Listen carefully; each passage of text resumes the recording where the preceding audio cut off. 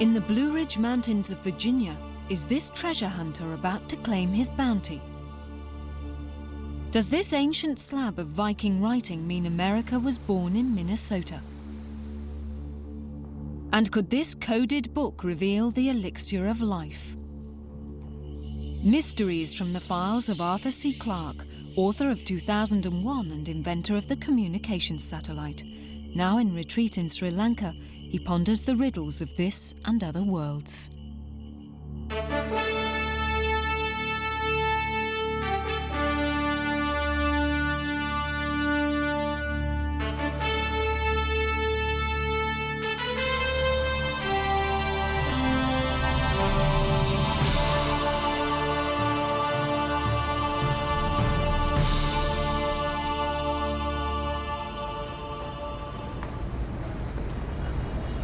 Like all old buildings, the Dutch house near my home in Colombo hides many secrets amassed over 3 centuries, since the days when the Dutch were the rulers of this much colonized island.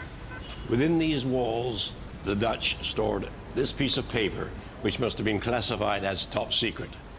It's a treaty they signed with the local rulers.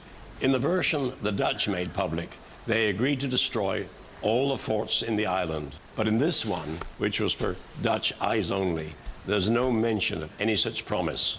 And the Dutch, of course, held on to the forts and to power. We've only to read both versions of this treaty to find the truth of the matter. But all over the world, there are writings, inscriptions, coded communications, mysterious maps, and weird manuscripts which have fascinated, obsessed, and usually frustrated the experts who have tried to crack their secrets. In this fairy tale castle deep in the forests of southern Germany, Kirsten Seaver hopes to find the key to the world's most controversial map.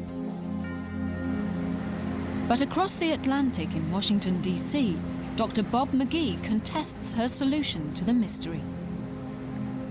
They disagree over this piece of parchment known as the Vinland map. It's claimed to be the first documentary proof that the Vikings discovered America.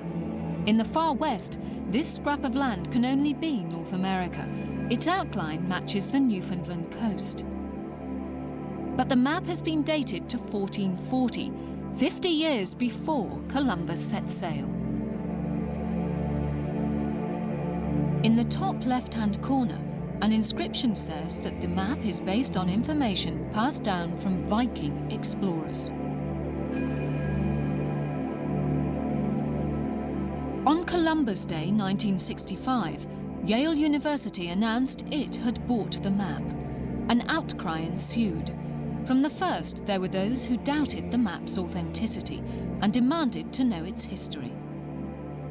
But this man, Lawrence Witten, who sold the map to Yale, would not explain where it came from. Tests proved the parchment was medieval, but scientists disagree about the age of the ink.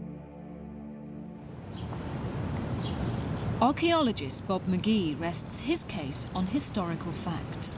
He believes the map may well be genuine. Well, the Norse were quite expert at navigating east-west across the Atlantic along single lines of latitude. So the latitude of locations would be the type of information which we can see being very carefully passed on to later generations of sailors. And this information would have been available to European map makers of the time. And if we look at the latitudes of the Vinland configuration on this map and compare them with those of Europe, it's quite remarkable how they do line up. If we look at the southern tip of Vinland and go across to Europe, we come to Brittany, or the northern end of the Bay of Biscay here. And if we look at a modern map across here, from the northern end of the Bay of Biscay and go west, we find that it matches almost exactly the southern tip of Newfoundland. Now, the northern tip of Newfoundland matches with about the south coast of Ireland. And if we go back to the Vinland map and look at this first big inlet and measure across to Europe, we find that it matches with the south coast of Ireland. So this configuration from Bay of Biscay up to the south coast of Ireland correlates very nicely with the island of Newfoundland. It's known that the Vikings did reach North America. In the 1960s, archaeologists found the remains of their settlement. To McGee, the dates are everything. Now, if a forger had drawn this map back in the 1920s or 1930s and wanted the latitudes to match up with what they thought at that time the Norse had known, the island of Vinland would have been placed much further south, because it was fairly commonly accepted that Vinland would have been somewhere down Cape Cod, the mid-Atlantic states perhaps, whereas since that time, all archaeological evidence and most scholarly evidence now concludes that Vinland must have been the island of Newfoundland or the Gulf of St. Lawrence, well north of where it used to be thought to be and exactly where it is shown on the Vinland map. McGee's theories are thought small beer in Bavaria. Kirsten Seaver is quite sure that the map is a fake. It would be like the virgin birth. It has no tradition behind it. It has no reality around it. It cannot be. Seaver is convinced she knows who forged the Vinland map, a Jesuit priest who died here at Wolfegg Castle. Only he fitted the profile of the forger. The person had to be interested in maps. Secondly, he or she had to be fluent in Latin. Thirdly, the person had to know where all the bones of contention lay buried when it came to the Vinland voyages. In the 1930s, Father Joseph Fisher was a world expert on maps. He devoted his days to teaching history until the Nazis closed his college. Taken under the wing of Wolfegg's prince and princess, he spent his last years in the bosom of their family. He left some vital clues. Here at Wolfegg Castle, they have many of Father Fisher's letters. His handwriting is, of course, of great interest if we want to pin the Vinland map on him. As you can see, it's a very impatient handwriting with a very characteristic D, like that. It's full of strong lateral strokes. The D that you see in this letter is so similar to the D that you see in this map that, for starters, it is an interesting coincidence. You will also see that he writes on paper with line guides. The more tidily written legends, such as the one at Vinland, are written with a line guide exactly 2 millimeters apart. That is not a medieval form. Father Fisher would not have thought that it was wrong to make such a map, because he was convinced that such a map in some form had existed. I believe he decided to fill in the gap. Essentially, he made the map he'd been looking for all his life.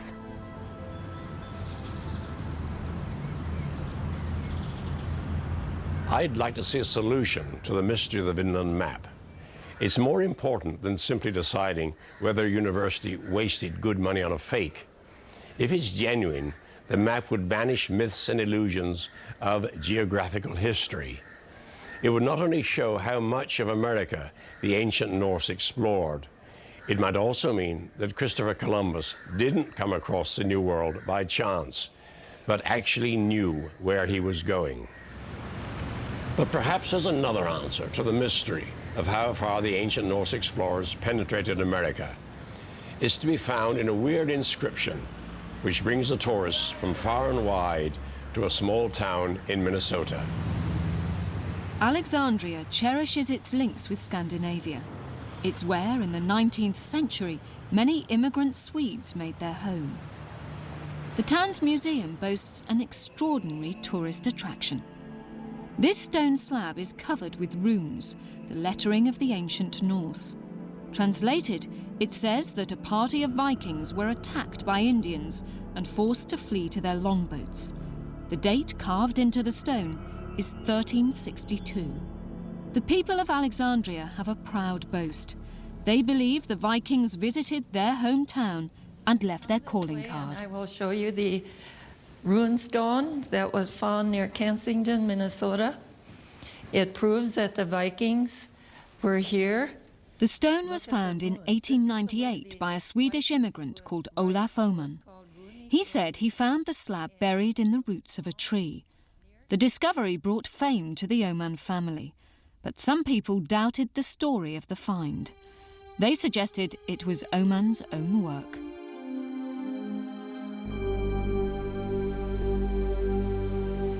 The Oman farm where the runestone was found is preserved for posterity by the town. Grandson, Lallard Kohlberg, won't hear a word against Olaf Oman. My grandfather was an honest man, and he was a hard-working man.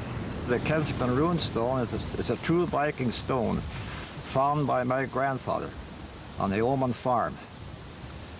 And it would be to add that my grandmother was a very religious person, so they can't say that my grandfather made that stone. There's no way, because he was not educated enough to do things like that. Einar Backer remembers Oman from childhood. Well, he was a real honest man as far as I'm concerned. He wasn't for practical jokes of any kind. I'm sure he would not sit and carve a rock like that. I'm positive it was genuine as far as Oman was concerned. But in Lanso Meadows, Newfoundland, where it's known the Vikings landed, Norse expert Birgitta Wallace is sceptical of Oman's claims. With the help of stonemason Nathaniel Patey, she is conducting a runic test.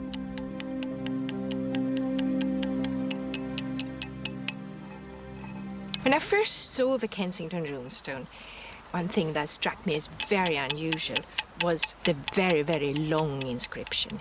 Normally, a runestone only says, so-and-so erected this stone in memory of so-and-so. But that's it. When I saw that the runes were cut into a weathered surface, but the runes themselves had not weathered, it suggested to me immediately that they were quite recent. Rune marks, as we know them from Scandinavia, were all done with a pick hammer that makes a U-shaped, much more uneven cross-section. This was a very clear, straight, V-shaped cut. Birgitta suspected the runes were carved with a modern chisel.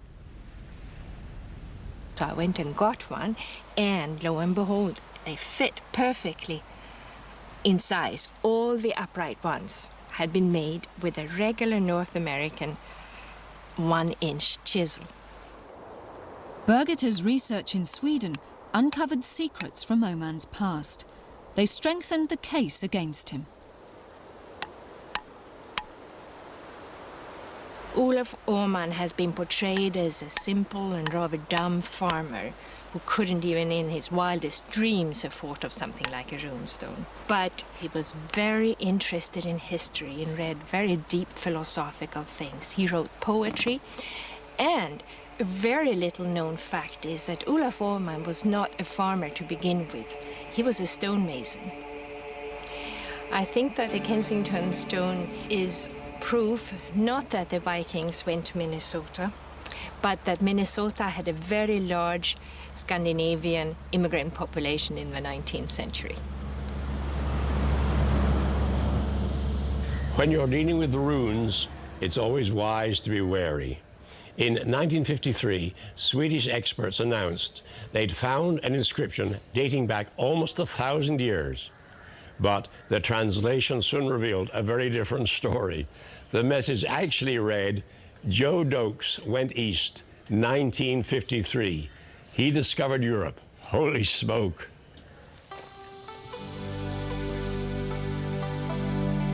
In the Blue Ridge Mountains of Virginia, there may be gold. Coded clues left in 1822 by a man called Thomas Beale have drawn hundreds of treasure hunters to Bedford County. Albert Atwell believes his detector can find precious metals buried deep underground. I've come here looking for the Beale treasure 148 times in the last 6 years, and I've hunted all 4 different directions, and I've tried to break the codes, try to locate the treasure by it. So maybe one day we'll find it.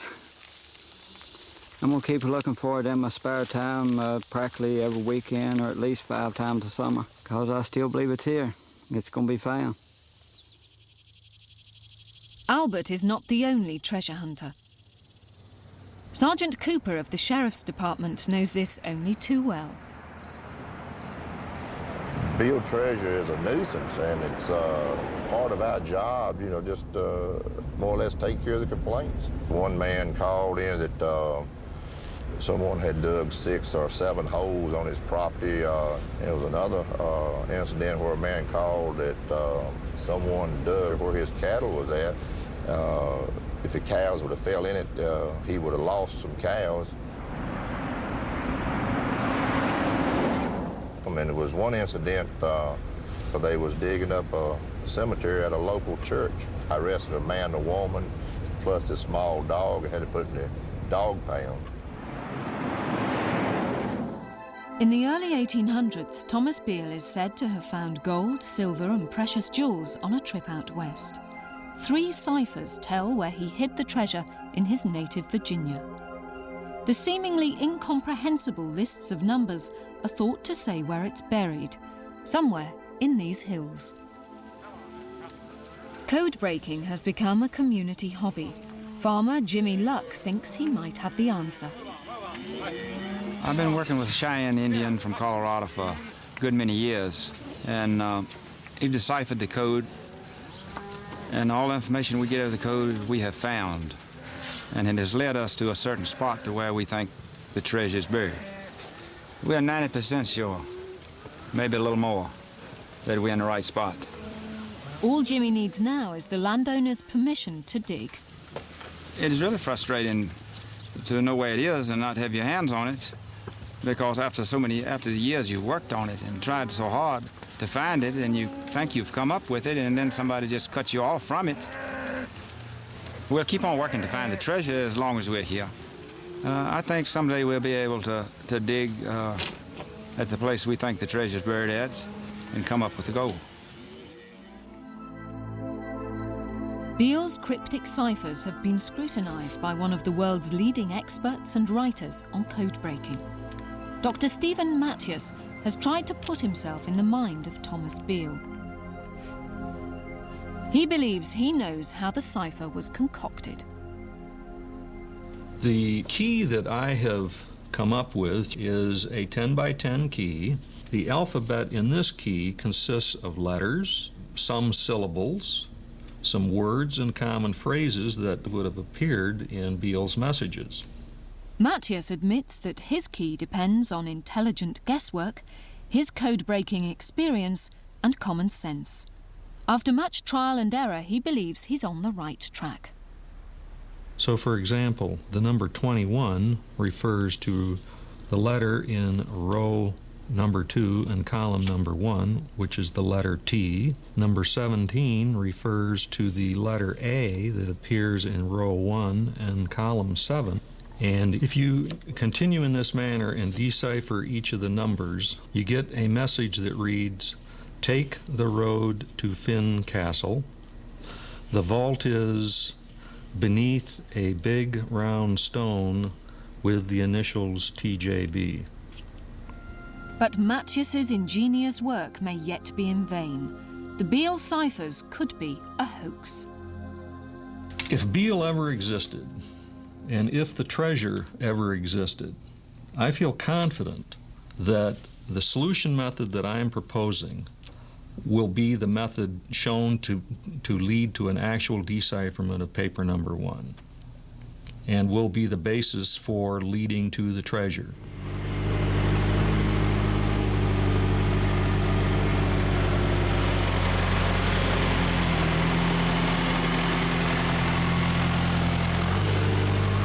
Some can't afford to wait. Albert has hired a backhoe.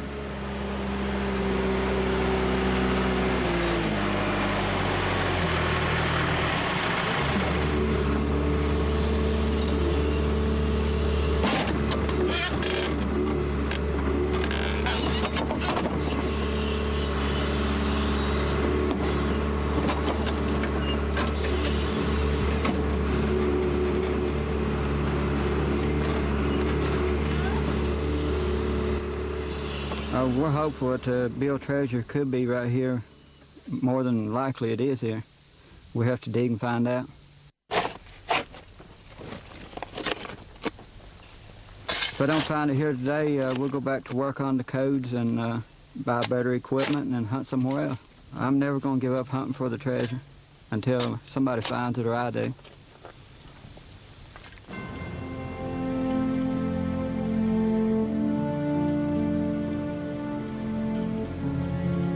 At Yale University, one building stands out from all the rest. The Beinecke Library is a forbidding place. Susan Santiris knows it well.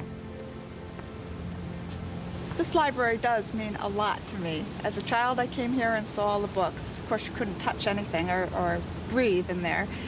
And then as an undergraduate student, I spent hours and hours of my life, I still remember every one of them, poring over a particular manuscript that was there and trying to make some sense of it. The Voynich manuscript is an exquisite book first heard of in Prague in the 1600s.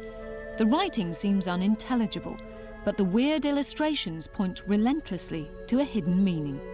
Theories include a medieval herbal guide, an astrological handbook, or even the elusive recipe for the elixir of life. Only one man has claimed to be close to the answer. Robert Brumbaugh was a classics professor at Yale. He died in 1992, but his fascination with the Voynich lives on in his children Robert and Susan. They find it hard to leave their father's notes untouched. Well, the first thing that hits you when you see it is it should be something that you could just pick up and read with just a bit more effort. The illustrations are beautiful and vivid. There's a combination of scientific work and there's a humor to it that's very arresting. Together, Susan and her father identified 14 distinct characters in the Voynich. Some seemed close to our own writing, others quite strange. Brumbaugh's inspiration was to use numbers to translate the manuscript. With Robert, he began to construct a key. Father tried several possible arrangements, came out with this one, which turned out to work the best. Now, in this box, you see that one number represents any one of these 3 letters. Matching numbers to the Voynich characters was much more difficult, but the family had a stroke of luck. One of the most important clues helping to match the characters in the manuscript with numerical values is a set of marginal notes on one of the folios of the manuscript that appear to be arithmetic problems. The discovery of these equations was a watershed. Brumbaugh used them to help confirm his suspicions. He thought he could now understand some of the Voynich characters and fill in his code-breaking key. He tested his ideas on the lettering beside one of his favourite pictures. If you take the letters that are in here, or the squiggles, the scrawls, they look like this. Pi A 2. Each one of those being a distinct form. If you then ascribe to them the numerical values that appeared on the chart that my father developed, you have 7, 5, 7, 7, 5, 2. One of the possible readings of it, the only one, is pepper. And interestingly enough, this actually looks very much like a pepper. My father had a feeling like he could read more and more of it, but it remained slow going. He read bits and pieces here and there. He read labels. He read some of the star maps. Then he began reading pages, but as he went, some of it was almost distressing in its ambiguity, because toward the end of some pages, he thought that perhaps the author lapsed into a kind of gibberish. Does that mean that perhaps the code needed adjusting, or that the author was performing a major hoax on the reader? We've deciphered enough to show that underneath is a very heavily padded or repetitive message, which either conceals a second level message or perhaps doesn't conceal anything. The mysteries in this program show the extraordinary lengths to which people will go when they want to keep secrets. And we've even more secrets to keep today. As we exchange information by computers, telephone lines, and satellites, the more we need uncrackable codes to make sure that our messages are read only by the people they're sent to. So these puzzles from the past may one day help to guide us on the information superhighway.